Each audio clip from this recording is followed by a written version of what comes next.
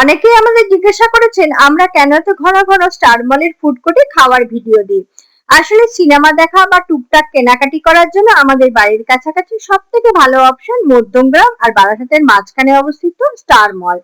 আর এখানে এলে সব থেকে সস্তায় ভালো খাওয়ার জায়গা হলো স্টার মলের ফুড কোর্ট। তাই মাঝে মাঝেই আমাদের স্টার মলের ফুড কোর্টে চলে আসা হয়। আর এখানে খেলে তা আপনাদের সাথে শেয়ারও করি। সত্যি কথা বলতে কি, শুধু ভিডিও করার জন্য রোজ রোজ এক গাদা বিরিয়ানি আর চাপ খাওয়া স্বাস্থ্যের কারণে আমাদের পক্ষে সম্ভব নয়। তাছাড়া রুচিতেও বাধে। তাই টুকটাক খাবারে মনোনিবেশ করি। গত বুধবার স্টার মলে সিনেমা দেখতে এসেছিলাম। সিনেমা দেখার আগে ফুড কোর্টে গিয়ে আমরা দুজনে লাঞ্চ করে নিলাম। প্রথমে আমরা অর্ডার দিলাম মশলা ধোসা। এতে আমরা চিজ, চিলি, অনিয়ন অ্যাড করেছিলাম। ধোসার সাথে ওনারা সাম্বার, নারকেলের চাটনি আর বাদামের চাটনি দিয়েছিলেন। এখানে মশলা ধোসা খেতে বরাবরই ভালো, তবে তার সাথে অতিরিক্ত চিজ, লঙ্কা আর পেঁয়াজ যোগ করায় ধোসার স্বাদ আরো বেড়ে গিয়েছিল। ধোসার দাম পড়েছিল 210 টাকা, যা অত্যন্ত যুক্তিসঙ্গত বলে আমাদের মনে হয়েছে। এরপর আমরা নিলাম 1 plate Darjeeling steam chicken momo. 1 প্লেটে 5 পিস স্টিম চিকেন মোমো ছিল। কাউন্টার থেকে টমেটো কেচাপের সাথে মোমো সার্ভ করা হয়। আমরা এতে মেয়োনিজ ডিপ হিসেবে অ্যাড করেছিলাম।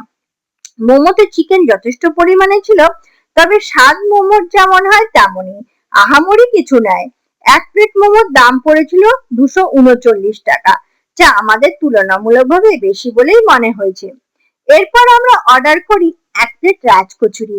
একটি বড় খাস্তা কচুরির মধ্যে টক মিষ্টি দই, নানা রকম চাটনি, ভাজা মশলা, ঝুরি ভাজা আর সিদ্ধ কাবলি ছোলা দিয়ে এটা তৈরি করা হয়। টক ঝাল মিষ্টি স্বাদের সঠিক কম্বিনেশনে রাজ কচুরি খেতে দারুণ লাগে। এর দাম পড়েছিল 147 টাকা, যা একদম ঠিকঠাক বলেই আমাদের মনে হয়েছে।